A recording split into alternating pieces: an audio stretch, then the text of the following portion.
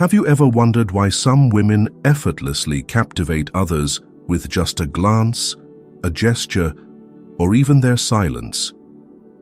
It's not because they are more beautiful, more striking, or more confident, but because they carry within them something profoundly real, vibrantly alive, something that cannot be adorned, memorized, or replicated. Carl Jung believed that within every woman resides a little girl, the primal, innocent, and sensitive part of the soul that quietly persists in every woman. Yet, sadly, in the journey of growing up, in the pursuit of success, independence, or allure according to external standards, many women unknowingly abandon this little girl.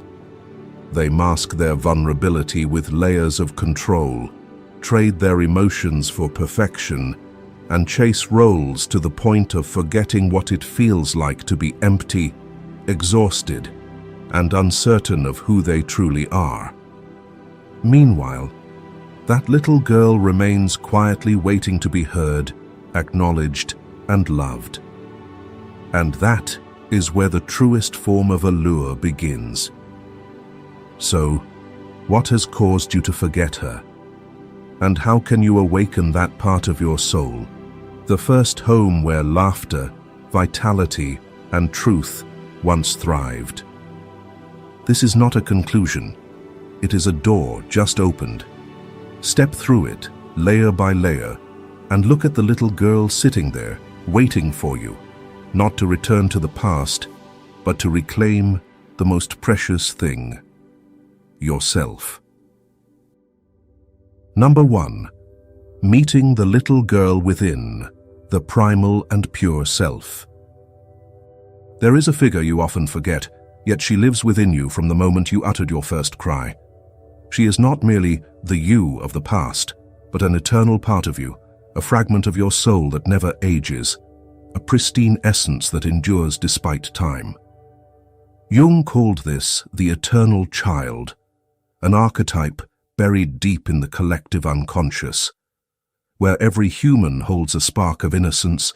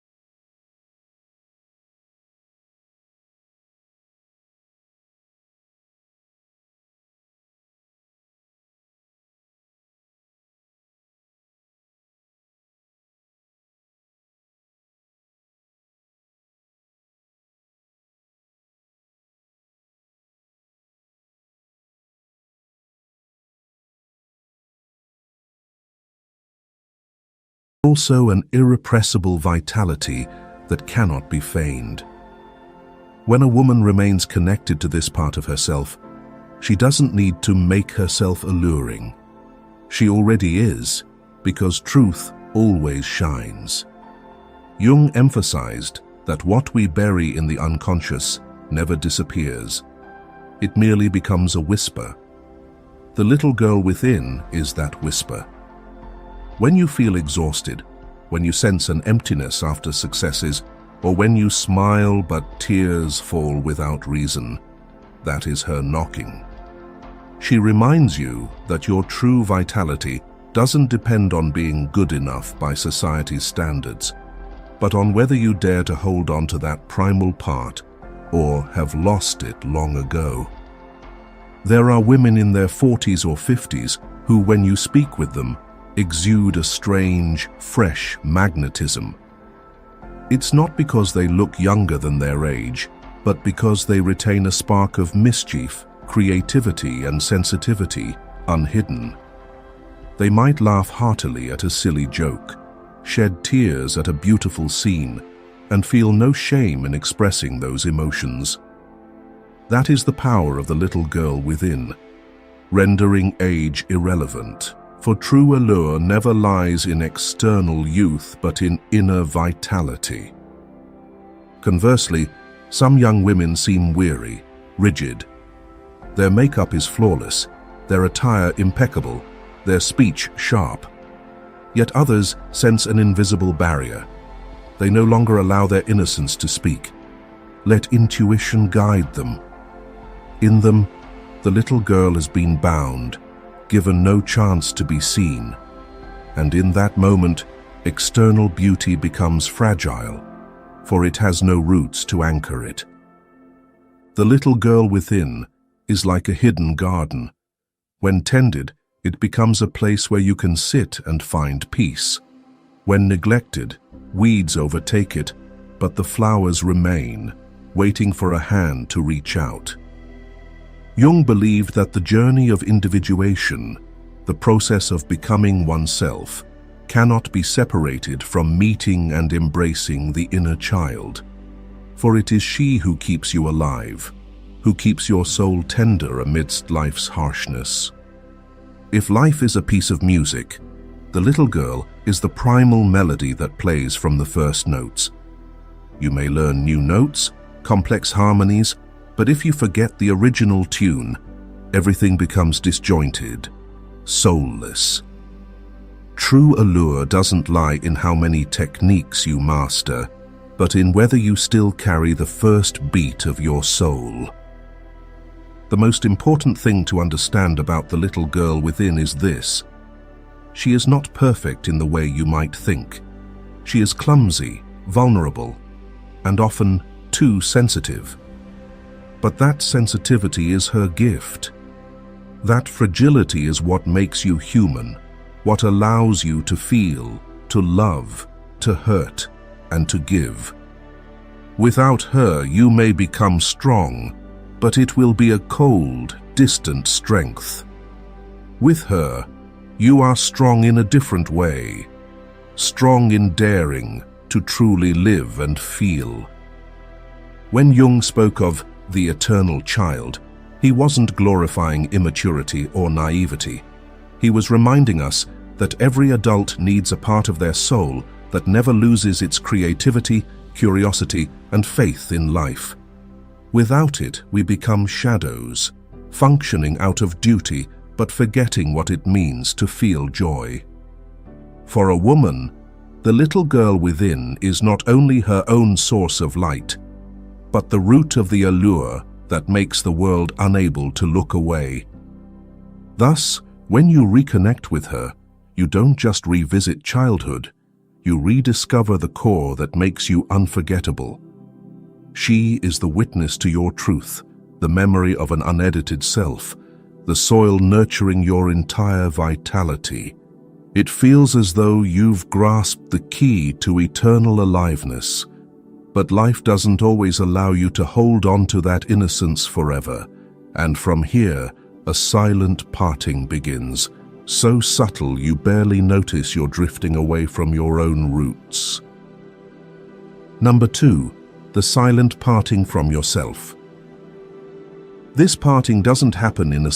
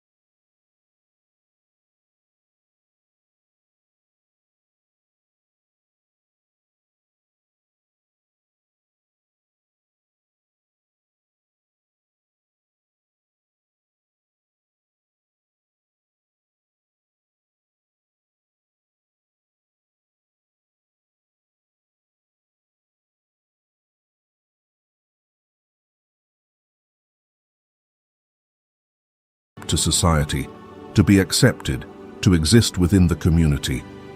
But if worn too long, this mask ceases to be a tool and becomes a prison.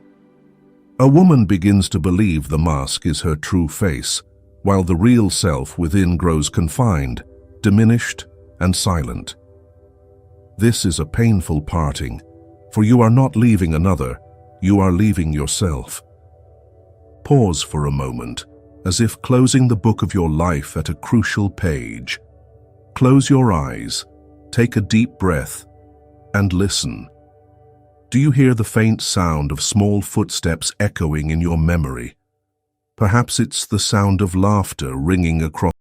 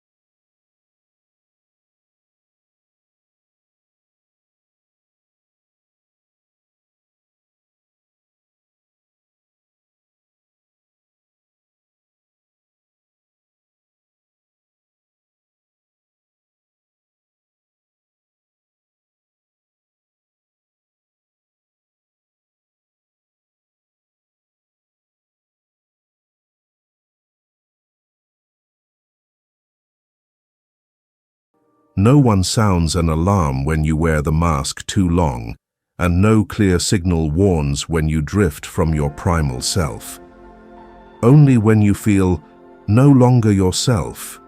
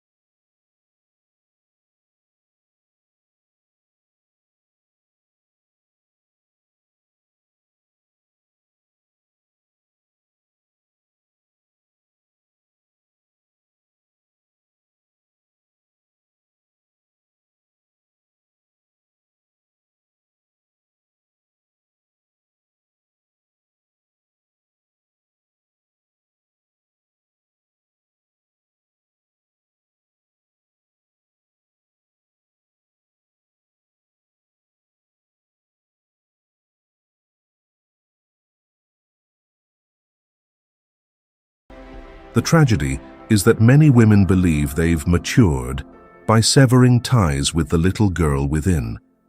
They think growing up means hardening, hiding emotions, and always being in control. But true maturity, according to Jung, is not burying the inner child, but embracing and harmonizing it with the adult self. When this fails, they fall into a split psyche, a divided soul where the persona lives in the light, while the little girl is confined to the shadows. No soul living in division can find true peace. This parting, ultimately, is a tragedy unwritten as a script. It doesn't stem from a single shock, but from 1,000 small compromises. Don't cry. Don't say that. Just stay quiet. Each don't is a door closing, until one day you realize the room holding the little girl has been locked shut. But Jung reminds us, the unconscious never dies. It waits. That little girl is still there, longing for the day you return to open the door, to end the silent parting that has lasted far too long. Number 3, the little girl is still there, but her voice grows fainter. Yet the tragedy of this parting is not a permanent loss. The strange nature of the unconscious is that even when locked away, it persists patiently. The little girl within you has never left.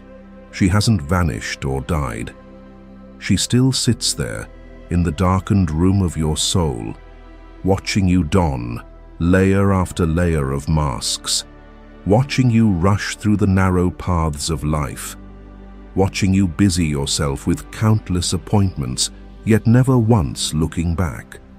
If anything has changed, it is only that her voice has grown quieter, from a clear call to a whisper, then to a fragile breath, so faint you might think she no longer exists.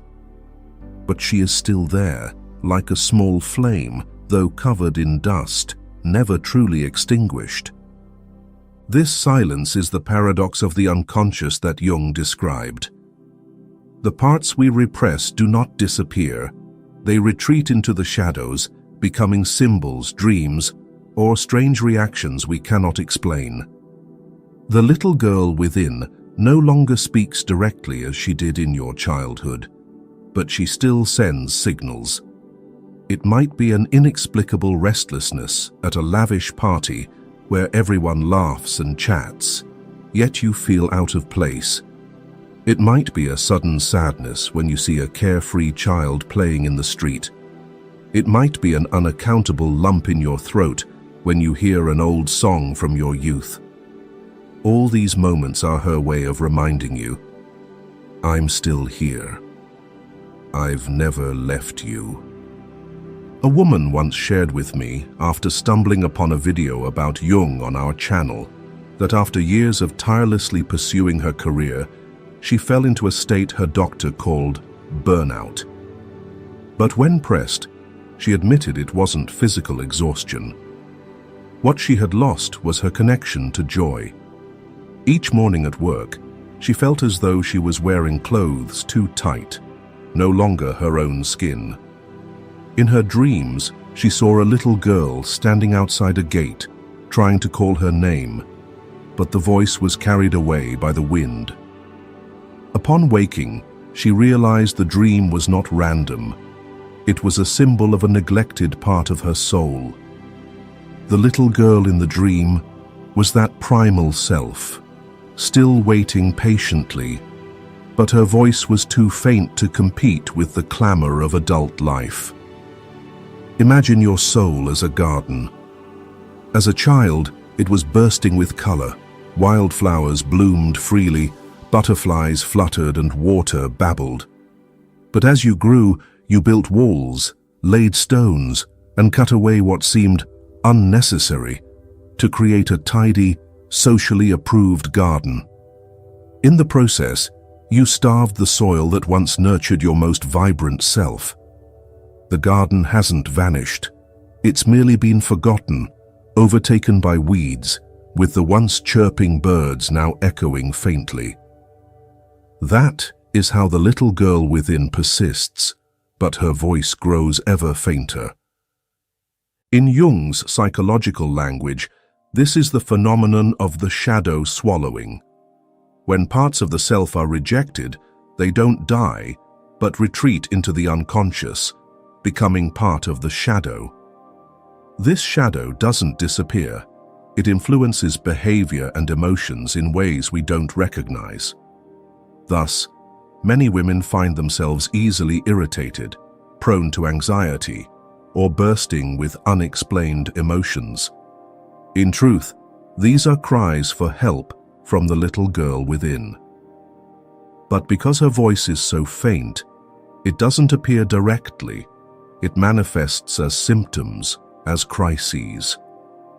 That is how the unconscious demands balance. The little girl is like a piano in the house of your soul. As a child, you played it daily, letting melodies ring out. But as an adult, you locked the lid, draped it with cloth, and busied yourself with work, image, and responsibilities. The piano remains silent. Occasionally, a breeze stirs a note, making you pause. But then you turn away. The issue isn't that the piano has lost its sound, it's that you no longer take time to listen. Likewise, the little girl is still there, waiting. But her voice fades amidst the noise you've created for yourself. Modern psychology speaks of healing the inner child, a concept Jung grasped nearly a century ago. He understood that the child within us never vanishes, and that neglecting it is the root of many crises. You cannot erase the little girl, just as you cannot erase your childhood. You can only listen and allow her to speak again. When you don't, her voice weakens, and you live as though missing half your soul. The heartbreak isn't that she disappears, but that our indifference has made her voice so fragile, we barely notice it. We move through life like someone lost in a noisy city, where the sound of car horns, laughter, and applause drowns out the call from a quiet alley. And then, one day, when the city falls silent, perhaps through a tragedy, a loss, or a crisis, we finally hear that call. But the question is it too late? Jung emphasized that the path to wholeness begins with listening to the neglected parts, and the little girl within is the most vital among them. Without her, you are like a bright electric lamp with no true power source. You may shine briefly, but the light is cold and soon fades. With her, you are like a flame, small but warm, weak but enduring, enough to warm yourself and radiate to others. She is still there, faint but not silent, dim but never gone. And if you listen long enough, you'll realize that fragile call is the only thing guiding you back to your truth. Number 4, true allure only blossoms when she is seen. True allure never lies in skills or outward appearances. It is like the natural fragrance of a flower. You don't force it to emanate. You only need to let the flower bloom in its season, and its scent will find its way to others' hearts. For a woman, the little girl within is the root, the secret lifeblood that creates this fragrance. When she is seen, allure blossoms. When she is forgotten, beauty, no matter how dazzling, remains a fragile shell. In Jung's perspective, allure is not a personal asset, but the effect of harmony between the ego and the whole self. When a person is in tune with their deepest parts, they shine naturally. Conversely, when the ego and unconscious are divided, one may achieve success or appear attractive to society. But that light is like a cold electric bulb, brilliant but unable to touch the heart.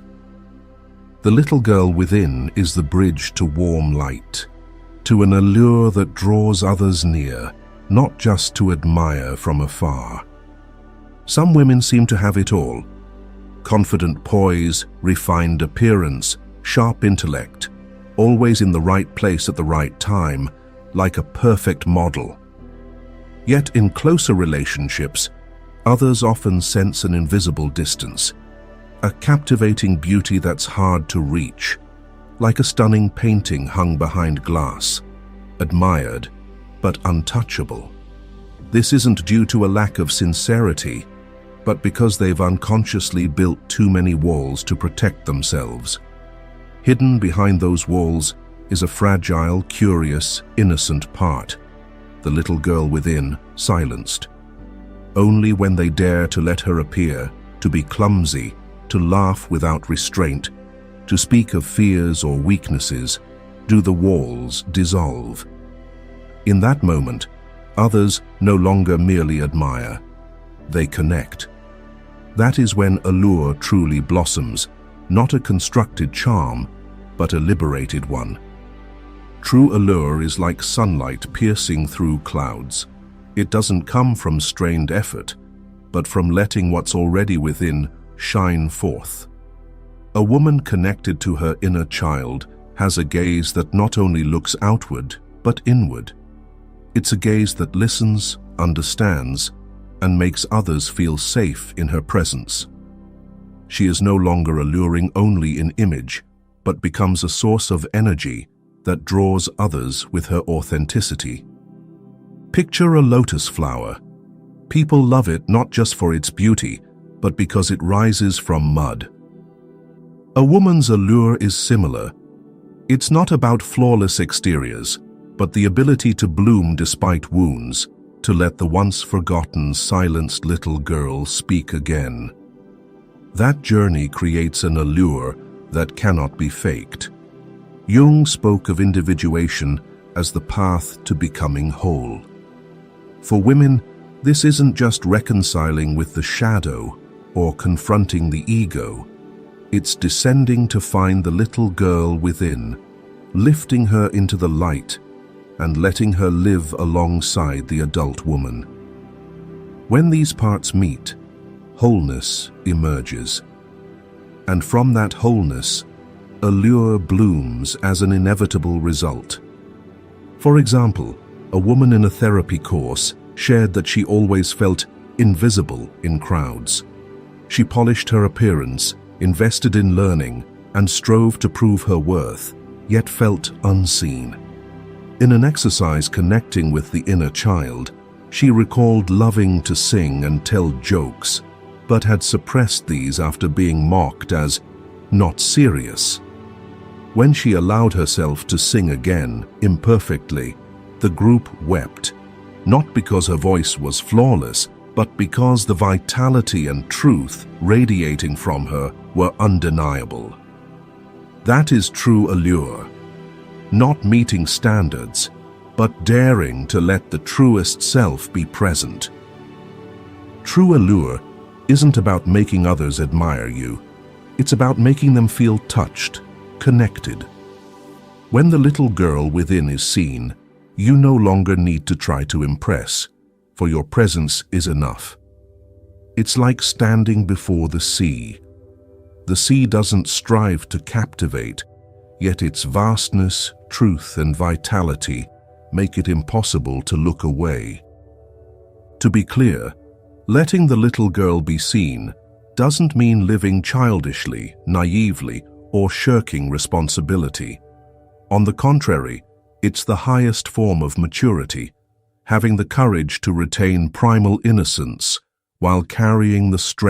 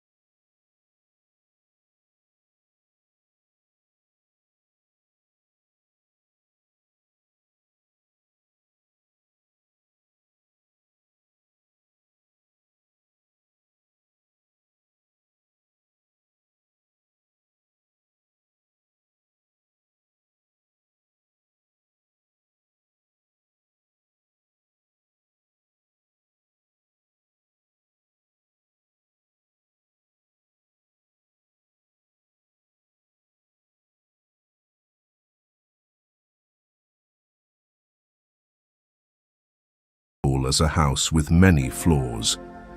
You've spent most of your life on the upper floors, where lights dazzle and guests applaud. But the house remains incomplete if the basement is locked. The journey back is daring to open that basement door, to descend, to face the dust, the old tears, the memories you've avoided. And in that darkness, you find the missing piece, the little girl you forgot. A woman once shared that after years of success, she fell into a crisis, no longer finding excitement or joy. Instead of escaping, she began writing a childhood journal, listening to the voice she'd neglected. She recorded games she loved, fears.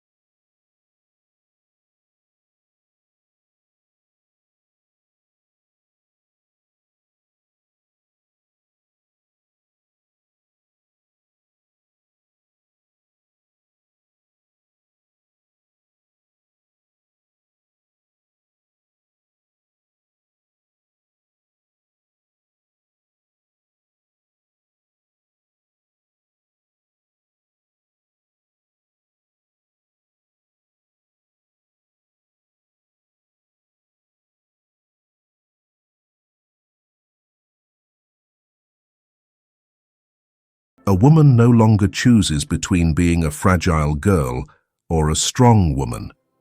She can be both. The little girl brings curiosity and sensitivity. The adult woman brings strength and stability. Together they don't negate but complement each other, forming a vibrant wholeness.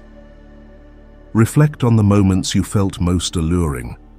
Often, it's not when you look perfect, but when you are freest. Laughing unrestrained, immersed in what you love, telling a story with sparkling eyes. Those are the moments the little girl within stepped out with you. And that allure cannot be faked. Some women reconnect with her through art, not to become artists, but to rediscover neglected creativity. They may draw, dance, sing, or simply play with colors alongside their children. The difference lies in the feeling. They no longer act for approval, but to live authentically. And in that authenticity, their faces change. The light in their eyes shifts. The outer world senses this change, for inner wholeness always radiates outward. Take Charlotte Church, a woman who rose to fame young, but was swept into the vortex of stardom, losing her once clear laughter. After years under the spotlight, sexualized and mocked, she sought a quieter refuge to live authentically. She created the dreaming, a sanctuary in nature's stillness, free from the pressure to be a star, a space to feel, breathe, and rediscover childhood joy. In an interview with The Guardian, Charlotte described the dreaming. "This land holds me like nothing else. It feels like coming home. I'm enveloped here." There she teaches yoga, leads nighttime meditations under starry skies, writes music without sales pressure, and quietly hosts workshops for people to gather, share, and heal. These acts aren't for acclaim, but to let her buried innocence speak again. She described it as, "It's a dialogue to connect with nature, but your own emotions too. So much of the time, we're in the dark. Start to sing, everything comes to the surface." This image echoes Jung's words. The little girl within needs no dazzling spotlight. She needs to be called, sheltered, and expressed. When a woman reconnects with her art to return to herself, the light in her face changes and touches other women. The journey back is like trekking through a forest. You must brave dark paths where winds howl, where fear whispers of the unknown. But the deeper you go, the more you discover wildflowers that bloom only in shadow, wonders untouched by sunlight. The little girl within is that wildflower. Only by daring to descend do you find this beauty. And once found, you no longer see the world as before. Jung stressed that wholeness isn't perfection, but the capacity to embrace opposites. You can be strong and fragile, rational and emotional, serious and playful. Wholeness is when you no longer cut away parts to fit a mold. When the little girl is seen and lives, you become your truest self, and nothing is more alluring. This journey isn't an escape from life, but a way to live it more fully. When unified within, without division, you're not only more alluring but freer. Free to love without fear of loss, to live without fear of judgment, to shine without fear of being dimmed. And that freedom is the greatest gift the little girl within has always wanted to give you, from the day you were born. When a woman dares to return to her inner child, she doesn't just reclaim vitality, she finds the map to herself. There's no pretense, no roles, no confining standards, only truth and vibrant life. Jung believed that only by facing buried parts do we truly mature. And the little girl within, fragile, clumsy, yet radiant, is the key to that door. The wonder is, you don't need grand gestures to begin. Sometimes, just sitting quietly one afternoon, listening to an old song, writing a few journal lines or laughing at something small, gives her a chance to live with you again. This journey doesn't promise perfection, but something greater, wholeness. And if you feel you're on this path to find your inner child, let's journey together longer. Leave a like, subscribe, and let's keep this light burning, not just in you, but in a community of souls learning to return to their truth.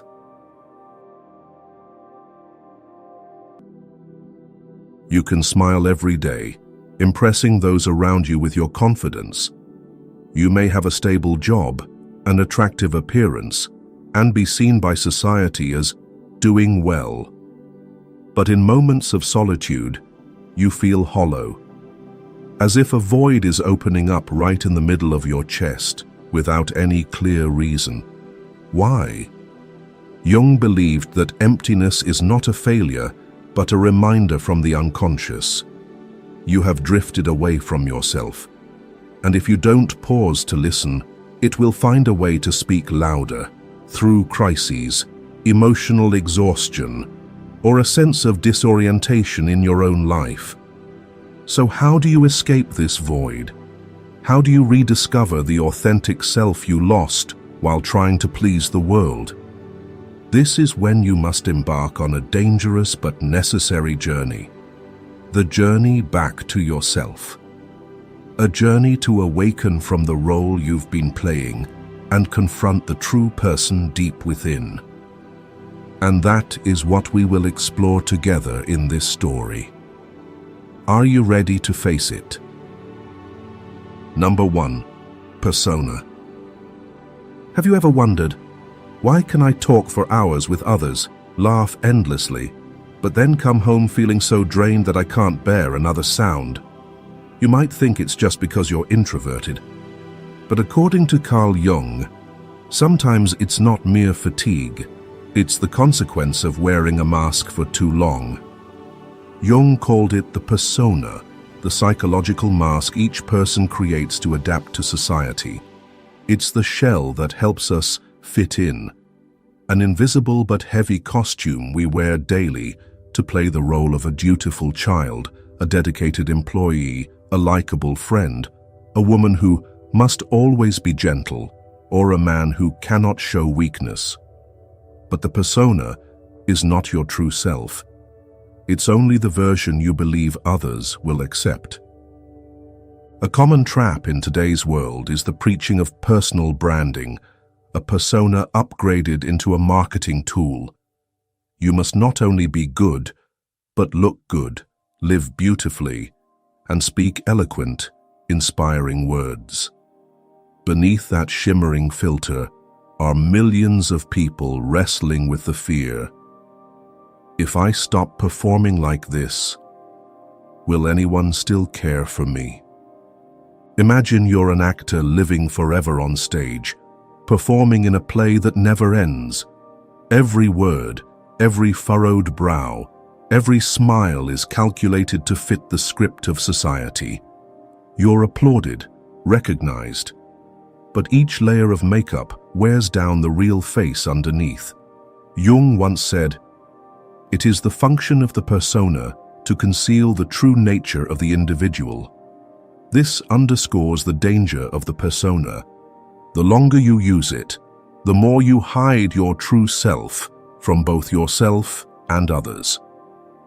The problem isn't that you have a persona. We all need one to survive in a collective, like needing a uniform for work or a raincoat in a storm. But when you forget to take it off, when the persona becomes your identity, that's when you begin to lose connection with your true self. A woman who always appears perfect, constantly helping others and never showing anger, may be suffocating under the weight of suppressing her true emotions.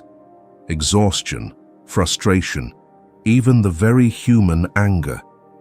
Each time she wants to scream, she smiles.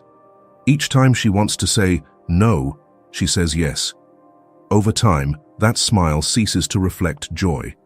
It becomes a mask glued on to hide the tears within. The persona is not just behavior, it's a defense mechanism. It forms from the moment we learn that certain parts of us are unacceptable, our weaknesses, anger, envy, or differences. To survive, we tuck those parts into the shadows and craft a likable image to take their place. But the irony is this: the more you perfect your image for the world, the more fragile your inner self becomes. The real you goes unacknowledged, unloved, imprisoned like a lost child in a windowless room. That's why you can achieve so much yet still feel empty, because those accomplishments belong to the mask, not to your true self. Emptiness doesn't stem from lacking something, but from your true self being trapped behind a mask too tight to remove. And like any prisoner, it cannot stay silent forever. The question is, will you keep performing, or start peeling away the layers, even if it means facing the parts of yourself you've feared? Number 2, the cost of pleasing the world. But it doesn't stop at wearing a mask. The persona, if merely a tool, wouldn't be so dangerous. The problem is this: you don't just wear it, you begin to define yourself by it. And when that happens, you stop living for yourself. You live to maintain the image the world expects. The cost of pleasing others isn't just time or energy, it's the loss of your core self. Carl Jung said, "The more a man's life is shaped by the collective norm, the greater is his individual immorality." Collected Works, Volume 6. The more you live by societal standards, the more you betray your morality, not societal ethics, but the inner compass of your spirit. The consequence isn't loud or obvious. It seeps into every emotional fiber like water eroding stone, hollowing you out over time. In today's society, a story repeats itself quietly but pervasively, so common it no longer feels strange.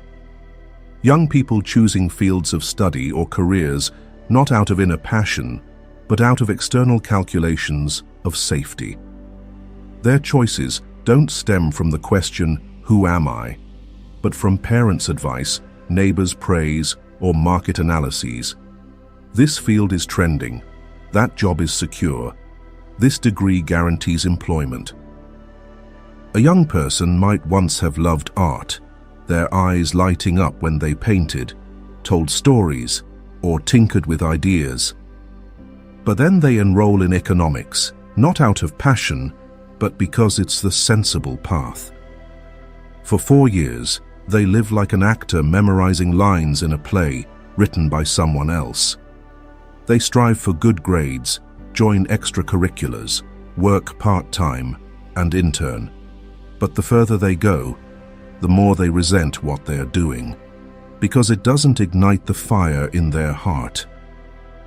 If you've ever been in that position, walking a path deemed right while your heart stays silent, perhaps it's time to pause. Not to turn back, but to quietly ask, what am I living for? You begin to feel like an actor trapped in a role you created. At first you're applauded. People love you because you're always proper. You're praised as considerate, pleasant, dedicated, and inspiring. But what they love isn't you, it's the version you constructed, and you know it. Deep down you start to wonder, if I stop, if I no longer try so hard, will anyone stay? That's when you become a hostage to expectations. Every compliment, every nod of approval becomes a chain holding you to an image you dare not break. You no longer dare to do what you want, to show your true emotions, because you fear it will destroy everything you've built, even if that everything is a gilded cage. It's like an artist painting only with colors the audience likes. The painting becomes more perfect, but gradually it ceases to be art and becomes a product. And you, the person who once had a soul, dreams, rebellion, and longing, become a machine producing a pleasing image. In modern psychology, this state isn't rare. It appears under many names: burnout, high-functioning depression, or a sense of personal disorientation. These are people who still excel at work, laugh with others, care for their children, meet KPIs, but feel like they're temporarily living in their own lives. There's no space for the real self, only the role. Jung didn't say pleasing others is wrong, but he warned that if you live too long by the image society constructs, the unconscious will rebel. And it doesn't knock gently. It arrives through unexplained exhaustion, a loss of joy in things that once excited you, or a vacant stare in the mirror each morning, where you no longer see yourself. The unconscious, like an underground river blocked for too long, will find a way to surge through strange dreams, baseless anxiety, or the feeling of living but not truly alive. You've likely heard of Simone Biles, considered one of the greatest gymnasts in history, with dozens of Olympic gold medals and countless world records. She embodied perfection, strength, and an unshakable competitive spirit. Yet, at the Tokyo 2020 Olympics, held in 2021 due to the pandemic, the world was stunned when Simone abruptly withdrew from several events at the peak of her career. The reason? Not a physical injury, but mental exhaustion. She shared that psychological pressure had disconnected her mind from her body during routines, a phenomenon in gymnastics called the twisties, where the mind loses control of movements mid-air, extremely dangerous.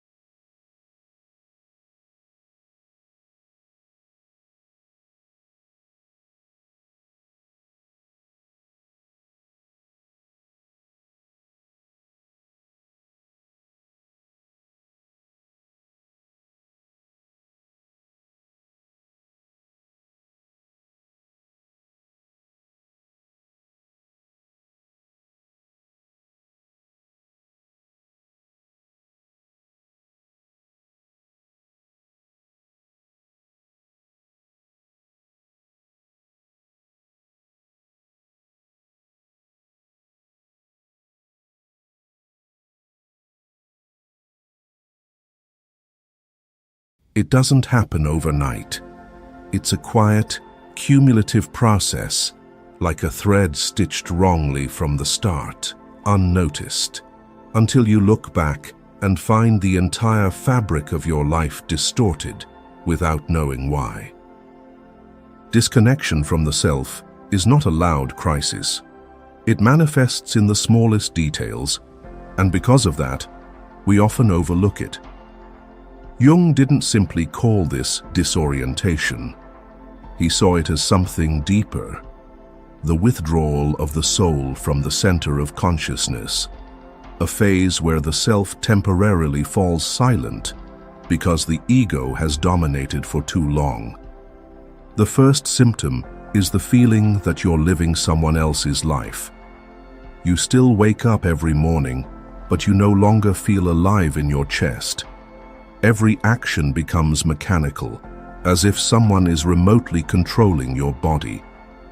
Many describe this state as losing their soul, not in a mystical sense, but as an emotional numbness, a paralysis of joy and even pain. You no longer feel excitement for what you once loved, nor do you truly feel sorrow for what should matter. Life becomes a series of reflexes, like an old alarm clock that keeps ticking, though rusted inside. Carl Jung wrote in Memories, Dreams, Reflections, "People become neurotic when they content themselves with inadequate or wrong answers to the questions of life. When we stop engaging in dialogue with our true self, cheap answers, like status, achievements, or praise, take their place. But the soul doesn't accept such counterfeit forever. A person can build an entire career, yet feel empty because every decision in life was based on should rather than want. Another sign is confusion about identity. You no longer know who you are beyond your social roles.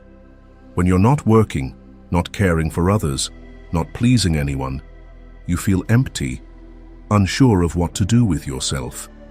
This isn't just not knowing your purpose. It's deeper. Your true self has never been allowed to live, so there's nothing to return to.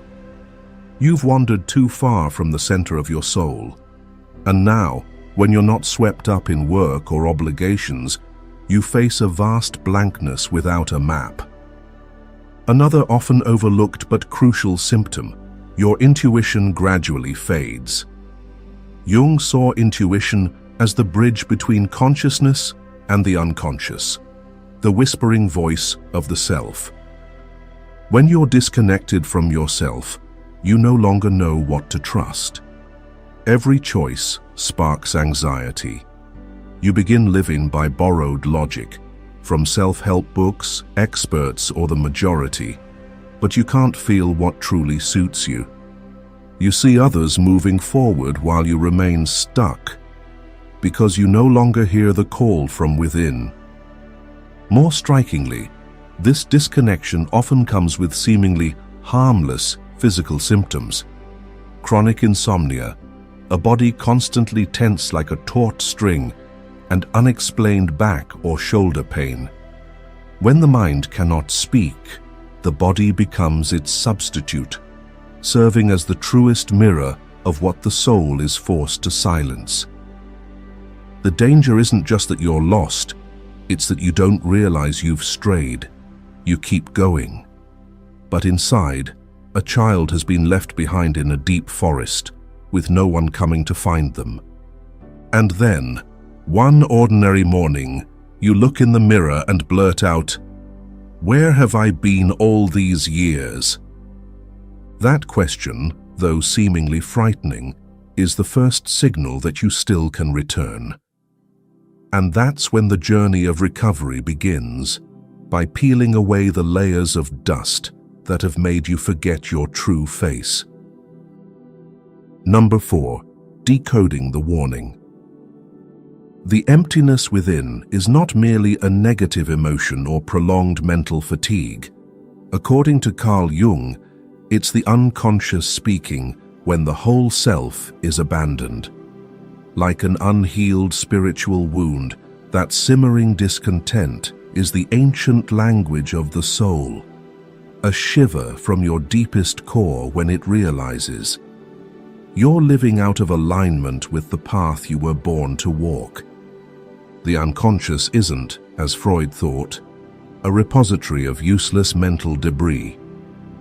In Jung's view, it's a treasure trove of archetypes, creative instincts, and forgotten truths.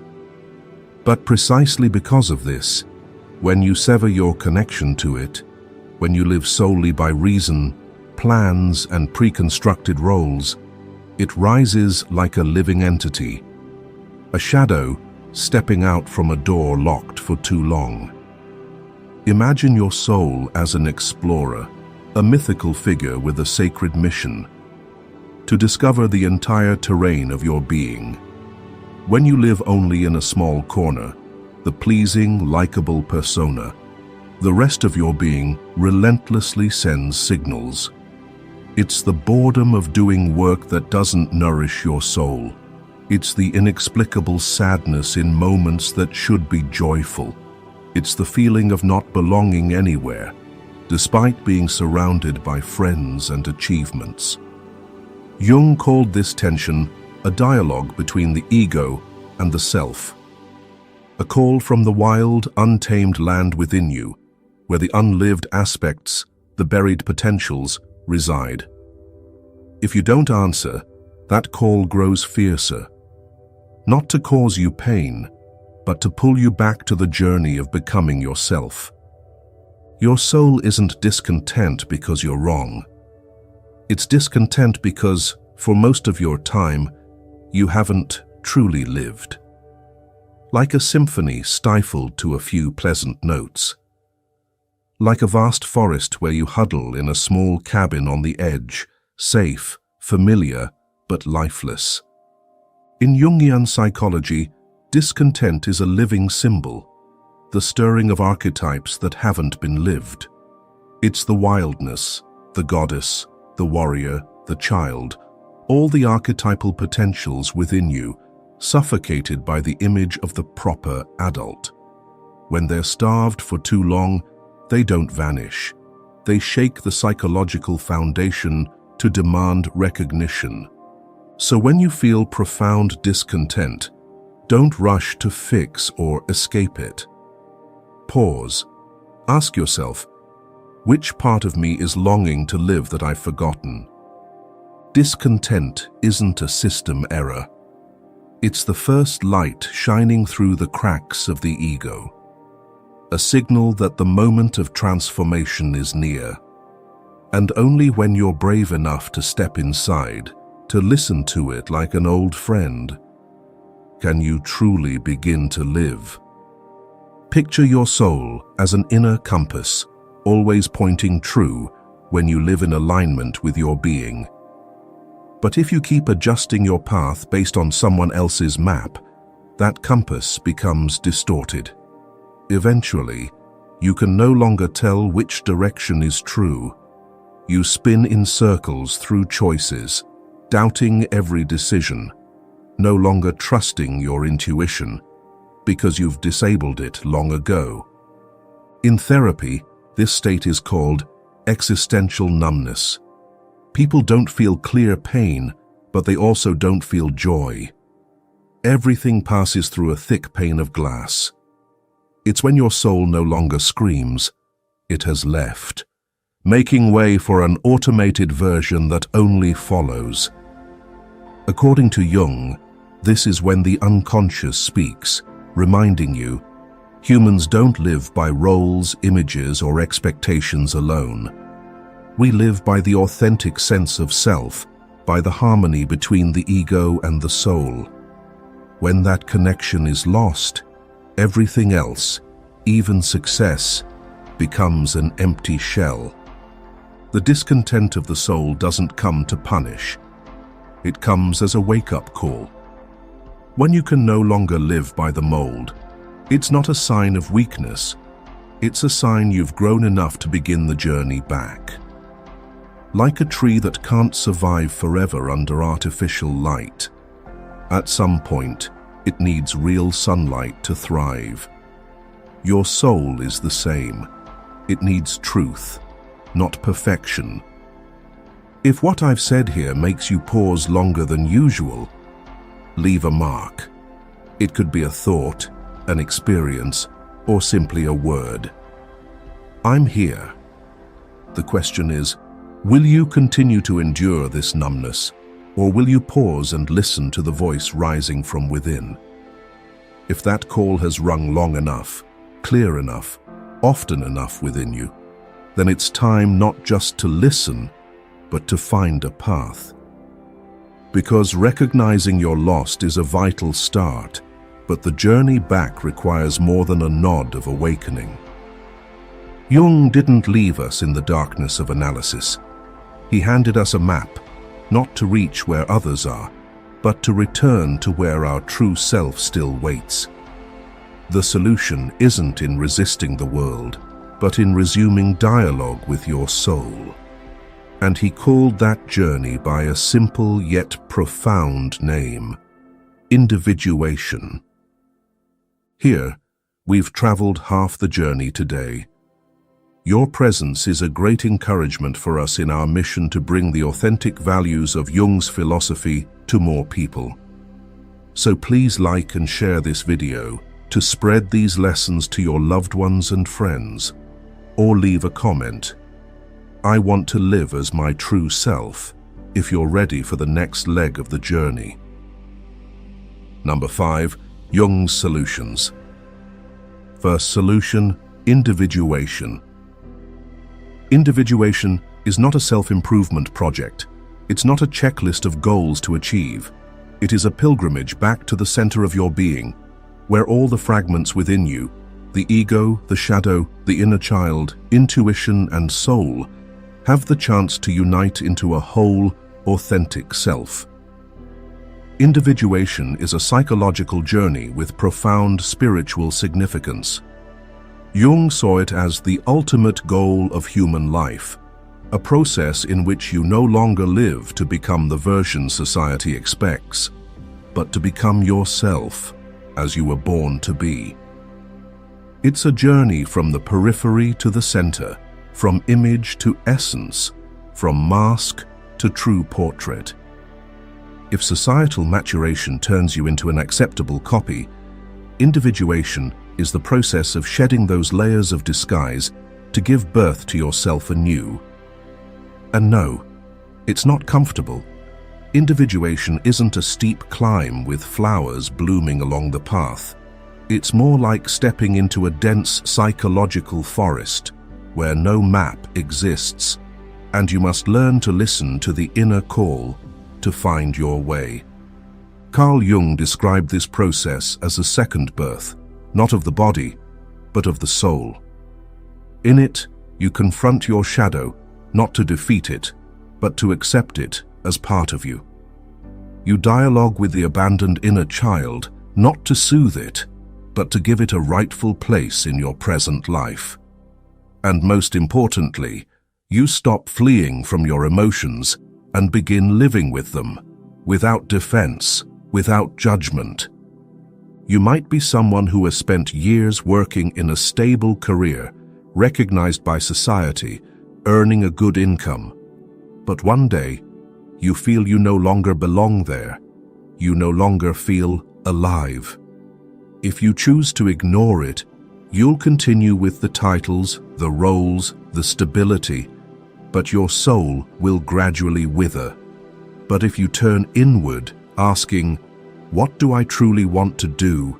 then you're taking the first steps into individuation, daring to acknowledge that you are more than you ever dared to believe. Individuation doesn't require you to abandon everything. It begins with being honest with your emotions. It starts with truthful questions. Am I living in alignment with my values? Do I still believe in what I'm doing?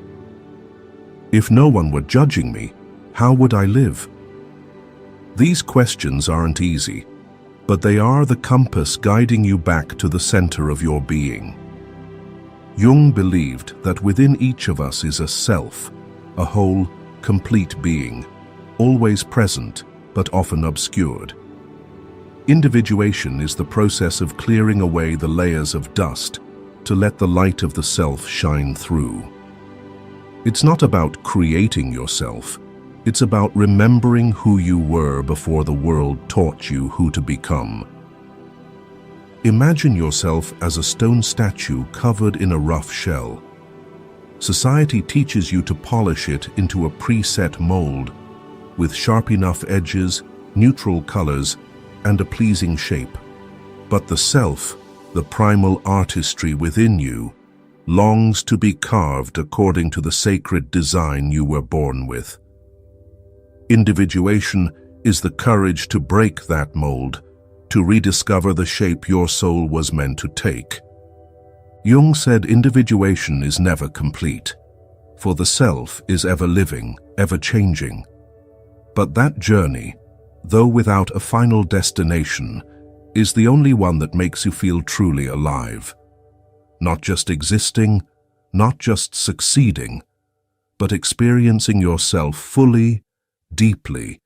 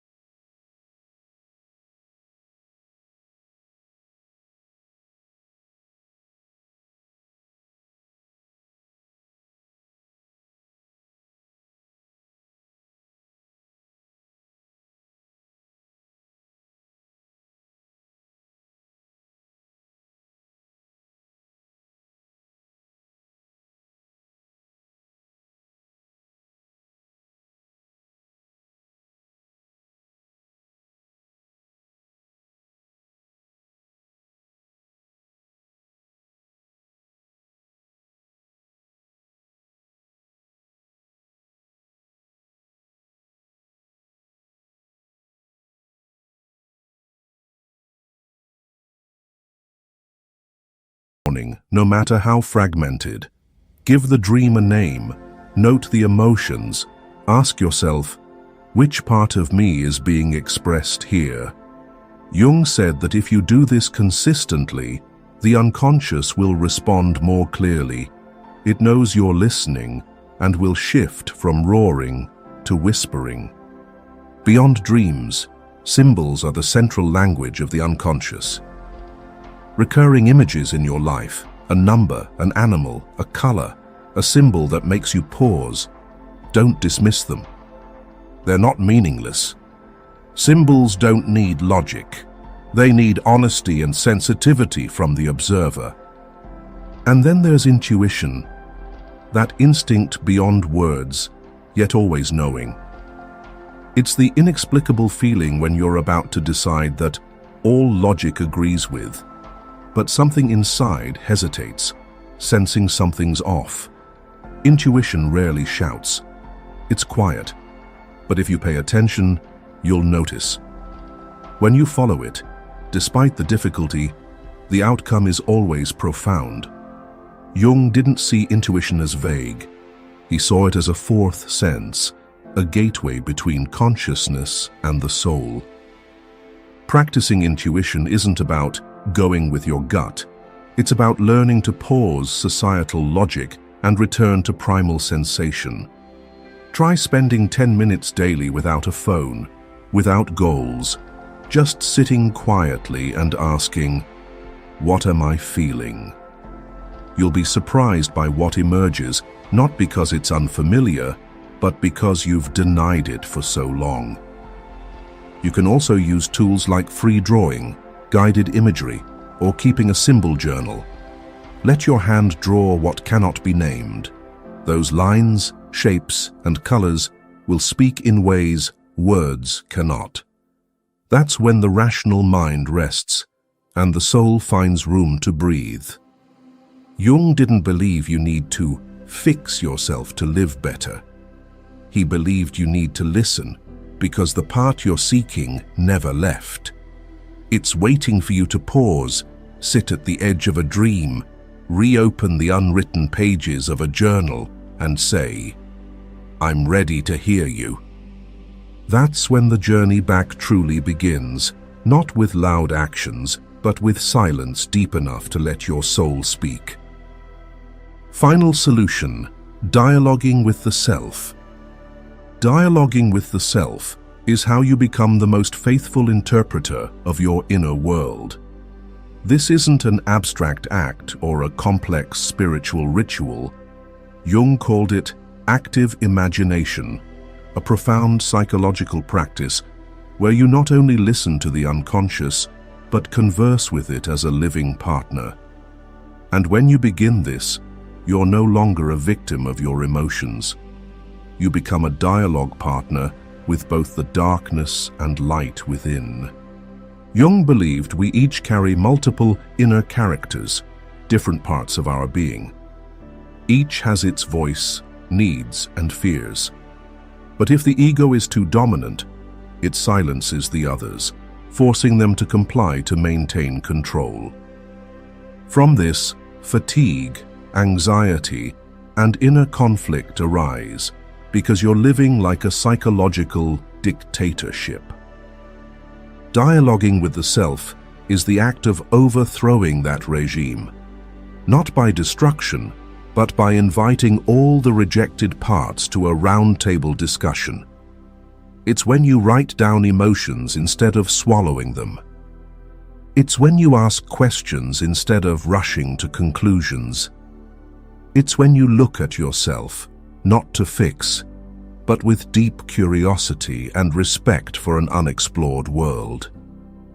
The first step in practicing inner dialogue is to imagine conversing with a part of yourself, as if writing a play. Start by naming an emotion. Hello, anger, and listen to its response. You may be surprised to find that anger isn't there to destroy, but to protect a violated boundary, or write a letter to your inner child. I know you've been sad for a long time. What are you trying to tell me? Writing like this doesn't just release emotions. It creates space for the rejected parts to be present and speak. Imagine carrying a vault of unacknowledged emotions. Words aren't enough. Thought doesn't reach them. But a paintbrush understands. The body remembers. Blank paper listens.